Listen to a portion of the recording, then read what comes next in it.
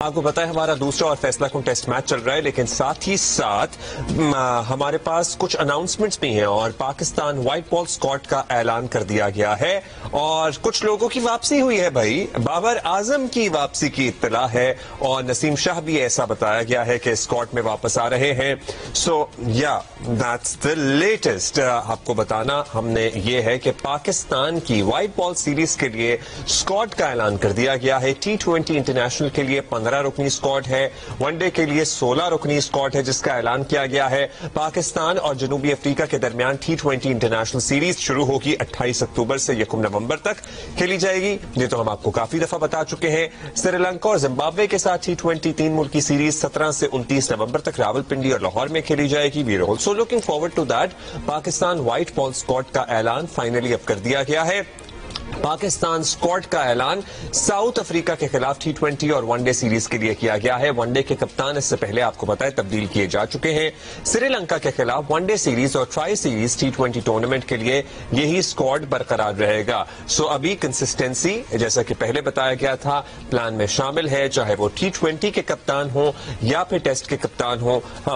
कुछ वजूहात की बिना पर हमारे वनडे के कप्तान जरूर तब्दील हुए हैं। अब उस बारे में जाहिर है यही बताया गया है इब्तदाई तौर पर कि कोच ये चाहते थे कि शाहीन शाह अफरीदी लीड करें हमारे वनडे की टीम को। सुहेल इमरान हमारे साथ मौजूद हैं। लाहौर से पीसीबी हेडक्वार्टर्स की तमाम खबरें इनके पास मौजूद होती हैं। सुहेल भाई अस्सलाम वालेकुम, गुड मॉर्निंग। बताइएगा स्क्वाड का ऐलान हो गया है, क्या चेंजेस हैं मेजर जो हमें डिस्कस करनी चाहिए यहाँ पे?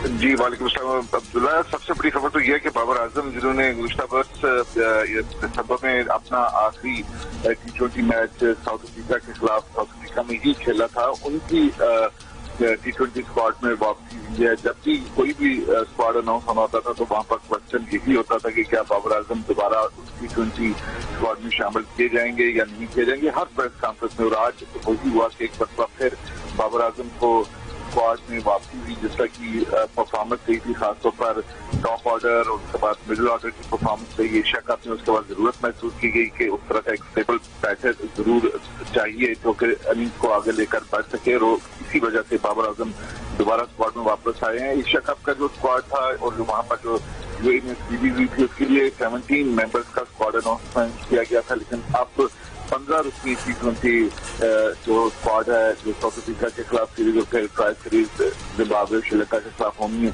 उसमें 15 रुकनी स्क्वाड होगा। फखर उस्मान, हारिस रऊफ, हसन अली, हुसैन तलत, खुशदिल शाह, मोहम्मद आरिफ और सुफियान मुकीम जो पहले T20 स्क्वाड का हिस्सा थे वो अब इस स्क्वाड में नजर नहीं आ रहे। इसी तरह बाबर आजम, उस्मान खान, नसीम शाह, अब्दुल समाद, उस्मान तारिक इनकी टीम में शमूलियत हुई है T20 स्क्वाड में। इसी तरह अगर हम ओडीआई की बात करते हैं तो ओडीआई में अब्दुल्ला शफीक, हसन अली, मोहम्मद आरिफ और सुफियान मुकीम, ये ओडीआई की वो टीम थी जिसने वेस्ट इंडीज के खिलाफ वेस्ट इंडीज में सीरीज खेली थी, उसमें से ये ड्रॉप हुए हैं। जबकि उनकी जगह पर फैसल अकरम, हारिस रऊफ, हसीबुल्लाह और वसीम जूनियर ने टीम में जगह बनाई है। अगर टोटल तमाम जो प्लेयर्स हैं उनका जिक्र करें तो T20 स्क्वाड में कप्तान सलमान अली आगा हैं, अब्दुल समाद हैं, इब्रार अहमद, बाबर आजम, फहीम अशरफ, हसन नवाज, मोहम्मद नवाज, वसीम जूनियर, सलमान मिर्जा, नसीम शाह की वापसी हुई है, साबजदा फरहान विकेट कीपर के तौर पर शामिल किए गए हैं। अच्छा, अक्सर औकात सोहेल भाई जब बाबर का नाम आता है तो एक नाम साथ जुड़ जाता है, पता नहीं जुड़ना चाहिए या नहीं जुड़ना चाहिए, लेकिन रिजवान और बाबर का इकट्ठे ही नाम आता है। तो बाबर आजम की हम देख रहे हैं वापसी हो गई है। फिर तज्जियाकारों से हम ये सवाल भी करेंगे कि क्या हालिया परफॉर्मेंस कोई आपकी या उनकी नजर से ऐसी गुजरी है जिसकी बेसिस पे बाबर आजम की वापसी हुई है? पीसीबी की तरफ से कुछ बताया गया है? कोई ऐसी परफॉर्मेंस हमने तो नहीं देखी डोमेस्टिक में भी या अदरवाइज भी। अभी जो चल रहा है मामला होपफुली वो आज अच्छा करें, लेकिन किस बुनियाद पर बाबर की वापसी हुई है?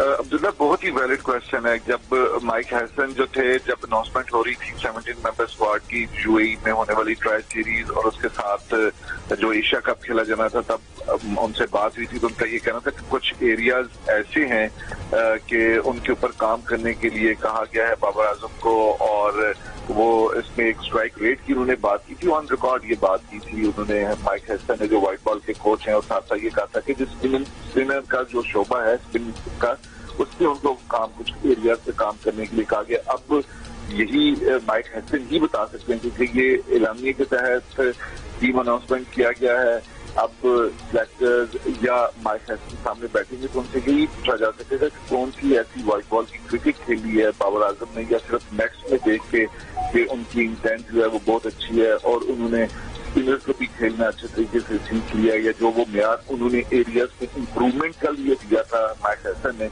उसके ऊपर वो पूरे उतर चुके हैं या नहीं उतरे। डेफिनेटली कोई ना कोई उनके पास एक पैमाना जरूर होगा माइक हैसन के बाद या सेक्टर्स के बाद, जिसके बाद उनकी वापसी हुई। हालांकि ये भी कहा जाता रहा कि आगे बड़े T20 है, बिग बैश लीग की उनके नुमाइंदे हैं तो वो वहां पर खेल के दोबारा वापस आ सकते हैं, लेकिन ये कुछ तो हुआ नहीं। और उससे पहले भी बाबर आजम के ऊपर एक बार फिर नो डाउट उनके क्लास जिसका वो टीम को साथ लेकर चलते थे, नो डाउट उनके स्ट्राइक रेट के ऊपर हमेशा बात होती रही है, लेकिन उनकी T20 में जरूरत महसूस की गई है कि आपने बहुत से लड़कों को, बहुत से नौजवानों को मौका दिया, वो उस तरह टीम को नहीं लेके जा सके। 34 पे 4 आउट, 40 पे 5 आउट इस तरह होते रहे, तो अब यही उम्मीद लगा के बाबर आजम को वापस लाया गया है। चलिए, बहुत शुक्रिया आपको सुहेल इमरान। और ये सवाल आपने माइक हैसन से भी आप बता रहे मतलब किया गया है, और ये सवाल है बेसिकली, ये कोई किसी थॉट का इजहार नहीं है।